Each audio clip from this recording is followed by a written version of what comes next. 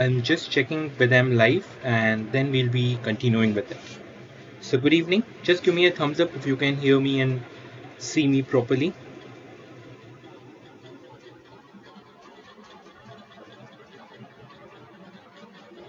Hi. Uh, Good evening, guys.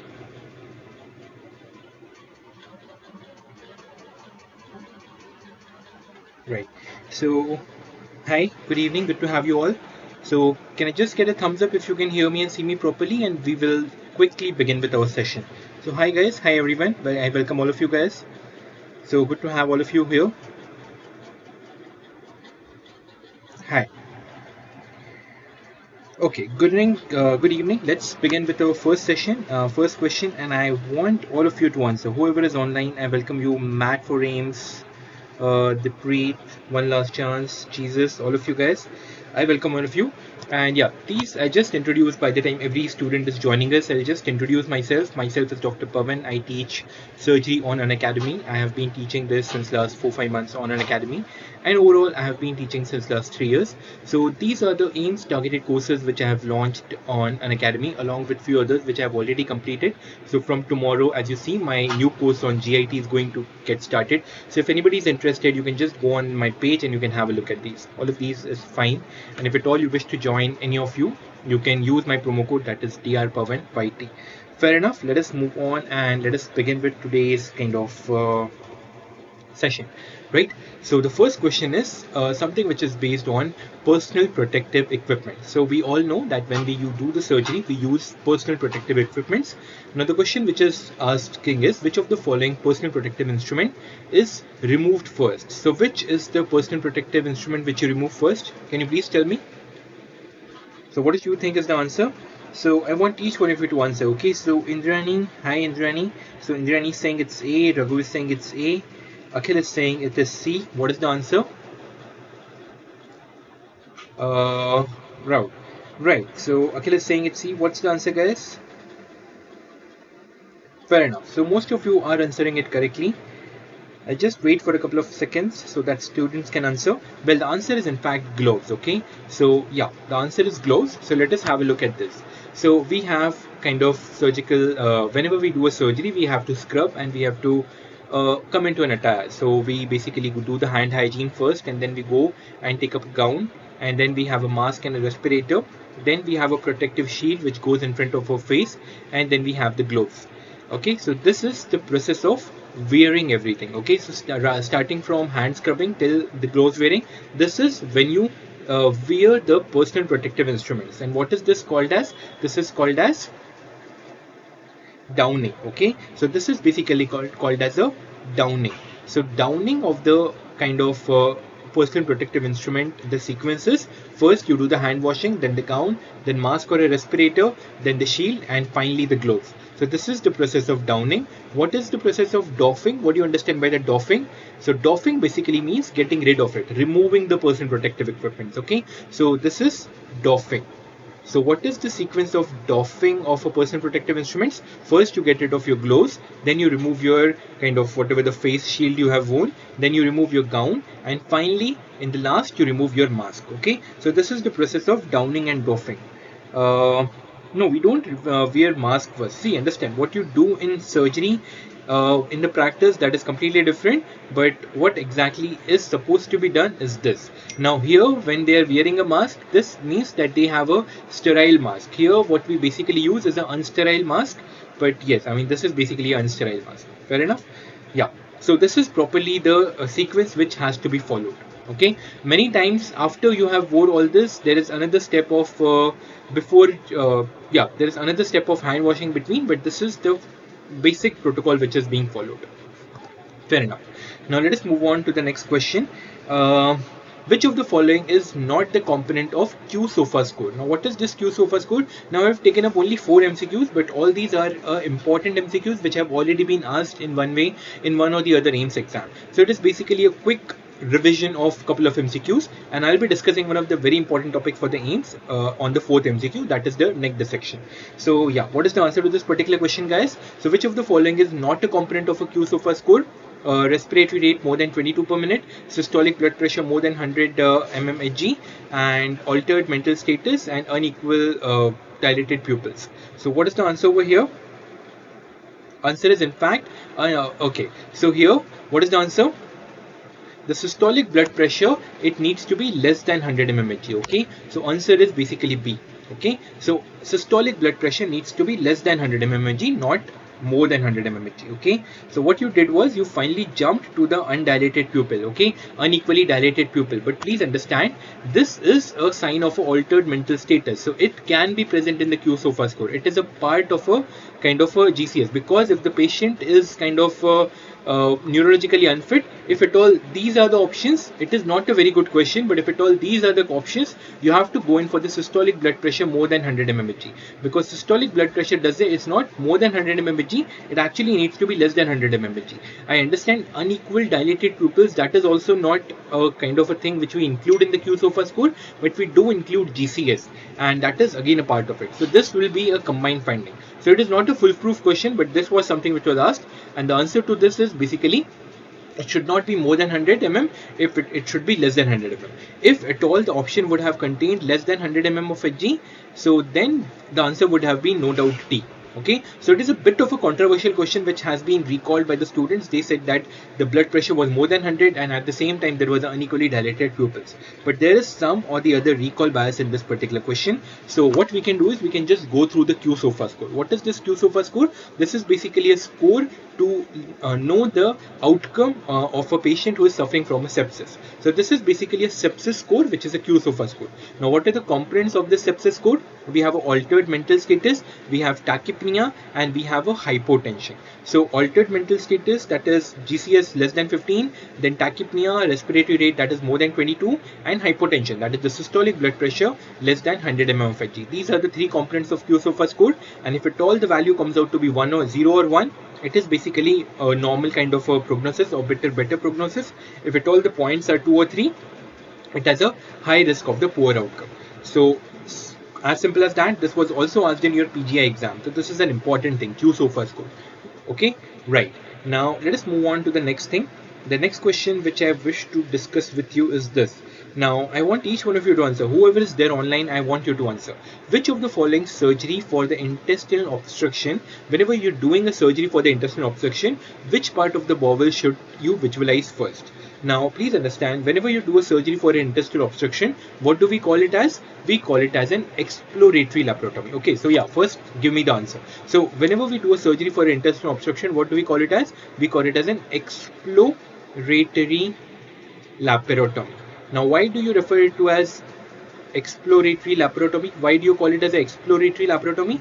You call it as an exploratory laparotomy because you don't know where is the obstruction, whether it is a small bowel obstruction or whether it is a large bowel obstruction. So what you want to do is, whenever you go inside the abdomen, you have to first see whether it is a small bowel, or does it look like a small bowel obstruction, or does it look like a large bowel obstruction. So some of you are answering it is as cecum. So well, yes, the answer is in fact cecum. You are absolutely correct. Now why are you wanting to visualize cecum? So please understand, let's go and talk about the anatomy. So what do we have? We have a terminal part of ileum, and in the terminal part of ileum where it joins the cecum, what do you have? You have a ileocecal valve. So we have a ileocecal valve over here. Now let's imagine if at all there is a large bowel obstruction. So if at all there is a large bowel obstruction, what will happen? The food will accumulate over here. Now what will this valve do? This valve will not allow the food to go from this kind of ascending colon into the ileum. It will not allow that. So if at all there is a large bowel obstruction, maybe here in the transverse colon, in the descending colon, wherever, there will be distended cecum. Okay, so this will be a common finding in every large bowel obstruction.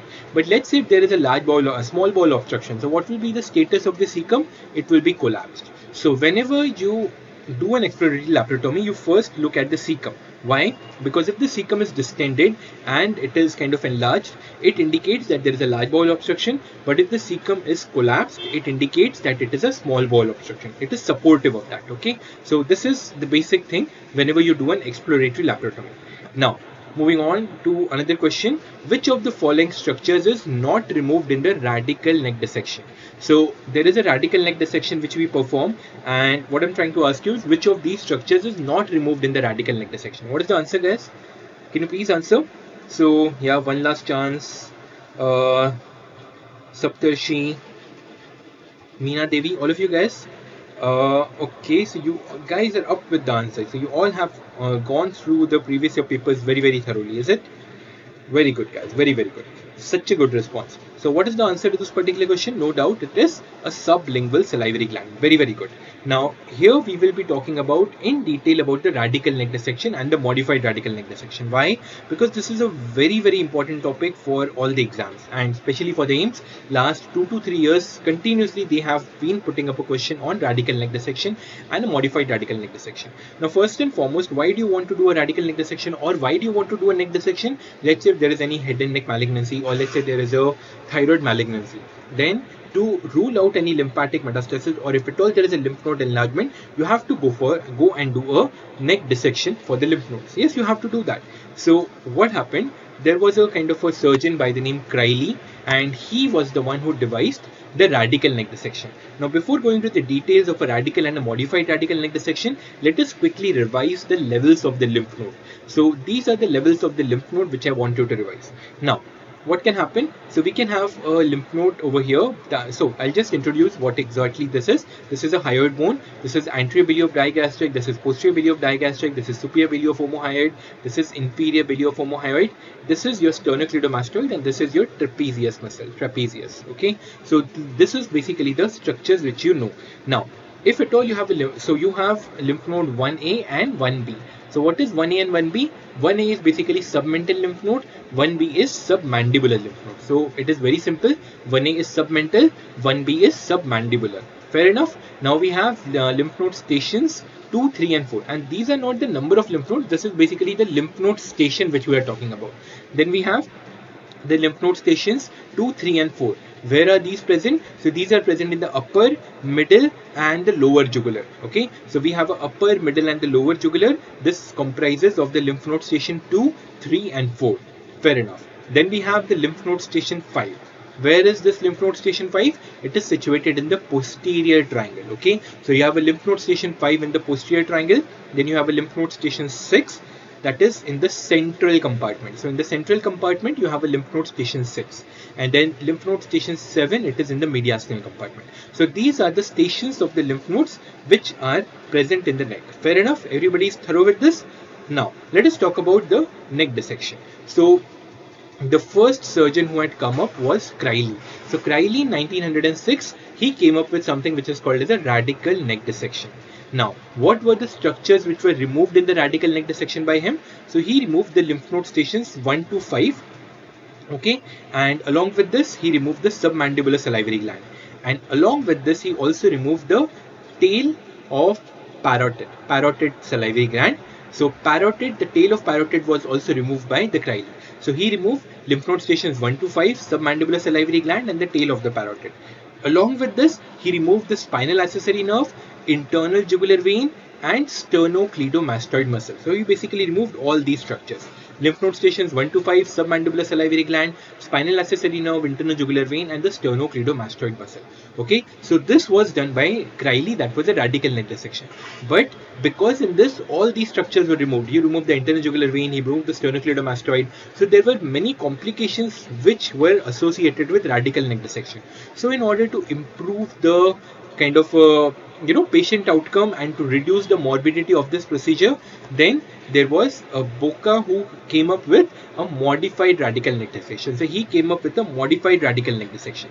So what he did was, he also removed the lymph node stations 1 to 5. He also removed the lymph node submandibular salivary gland. But out of these 3 structures which were removed, he basically preserved one or more of these structures. So if he preserved the spinal accessory nerve, it was called as a type 1 modified radical neck dissection.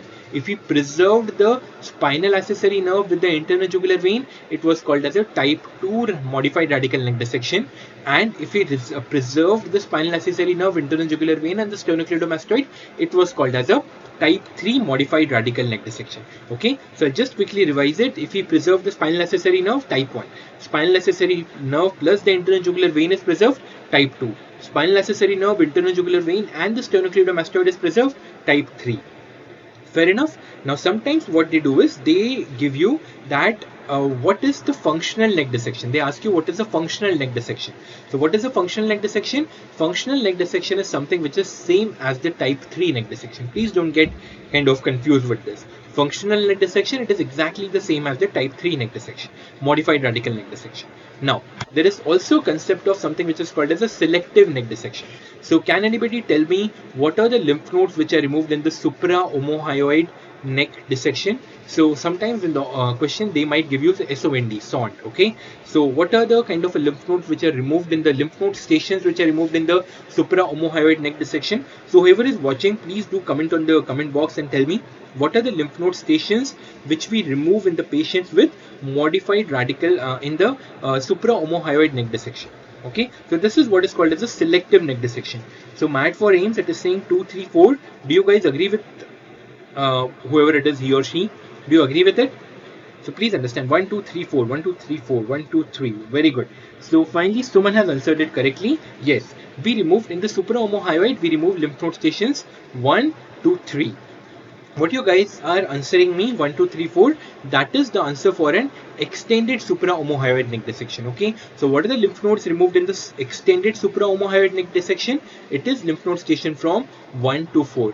Okay, so did you understand? So in the supraomohyoid neck dissection 1 to 3, in the extended supraomohyoid neck dissection 1 to 4. Now there is also something which is called as a central neck dissection. So can you tell me a surgery where we do central neck dissection?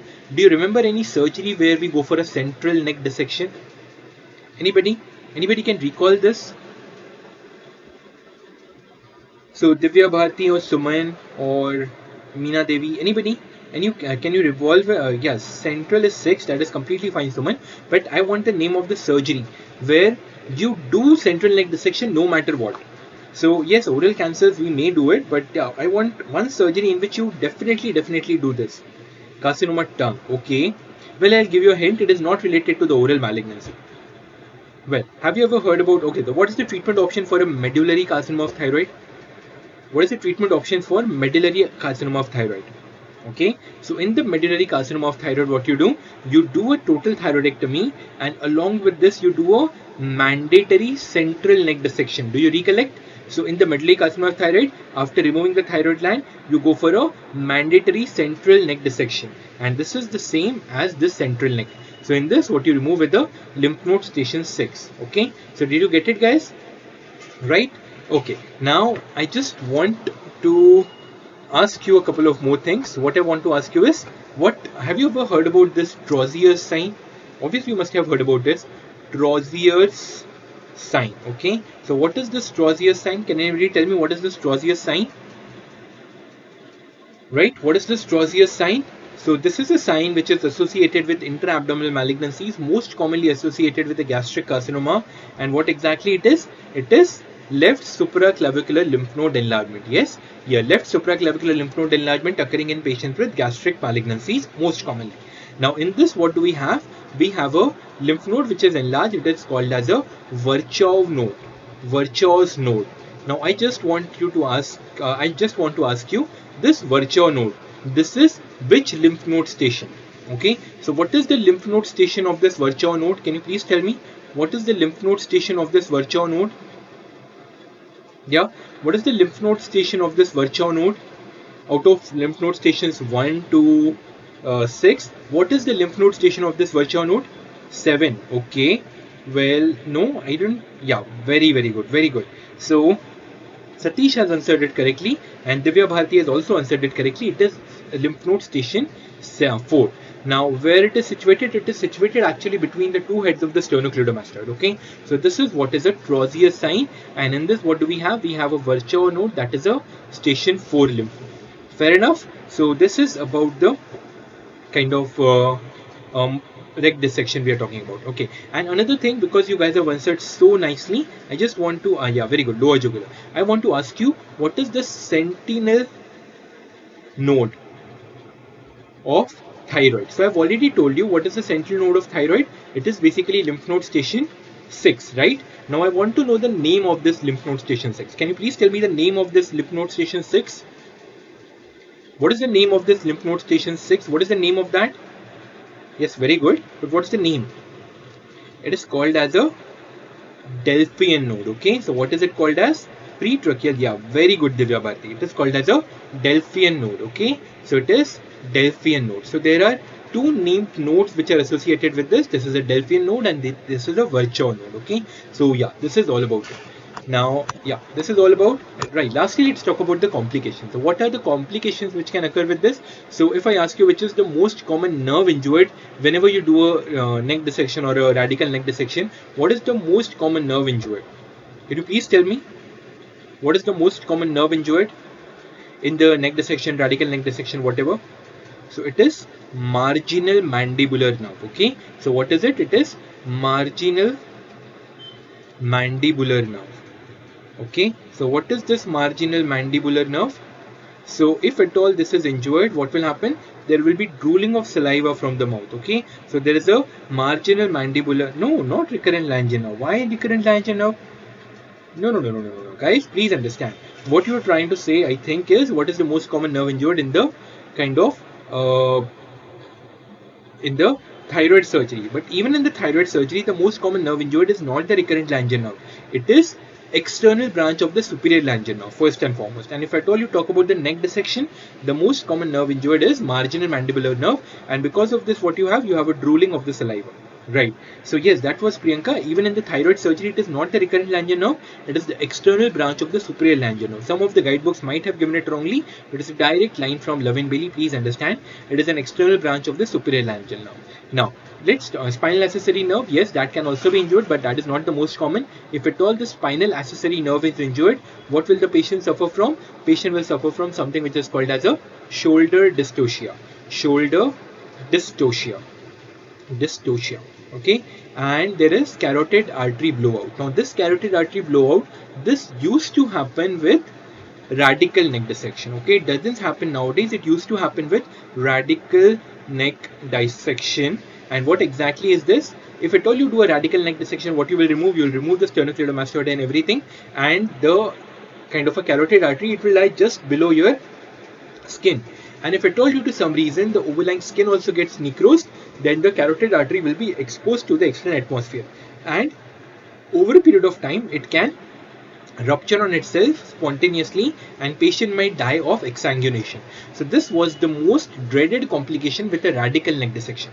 But nowadays, because we do a modified radical neck dissection, if at all there is a need, we go for a flap reconstruction. So that is why nowadays it is not that much common. But yes, if at all somebody asks you which is the most dreaded complication of a neck dissection, the answer is in fact a carotid artery blowout. Fair enough. So how to get the PDF slides? Well, okay, now one last chance. If at all you wish to get up a PDF slides, you will have to come on the Plus platform, and even on the Plus platform, even if you attend the free classes, that is the special classes, you will get the PDF. On the YouTube we cannot upload the PDF, so yeah, we are not able to upload it. Okay, so this was all about today's session, but please stay with me. I just need your couple of minutes. Why? I'm not trying to sell Unacademy to you. I'm just trying to explain what exactly we are doing. Now these 4 questions which you saw, these were the experts from the AIIMS revision course which I have launched. That is basically 5-year previous AIIMS questions, and the slides which I had shown you the first. So these are the small courses which I have launched for the AIIMS. So if you have a look at it, this is head and neck surgery, then basic principles, that is all the core general surgery. Then we have a surgical subspecialty course, and then we have a GIT course. And I have already completed the urology course and the endocrine surgery course and the hepatobiliary system course. And yeah, GIT is going to start tomorrow. So these are the small courses, and each and every of these courses I am discussing general surgery just like I discussed it right now. And I have also completed my last 5-year AIIMS discussion course. So yes, I mean, if at all you want to be a part of it, you can always come on the Plus platform. At this moment, the 1-year subscription is being offered at around 2,000 per month, which comes down to around 22.5 thousand for 12 months if you use the promo code drpawan-yt. Now I'm not trying to sell Unacademy, guys. Please understand what I'm trying to do is I'm just trying to make you understand what exactly we are doing over here.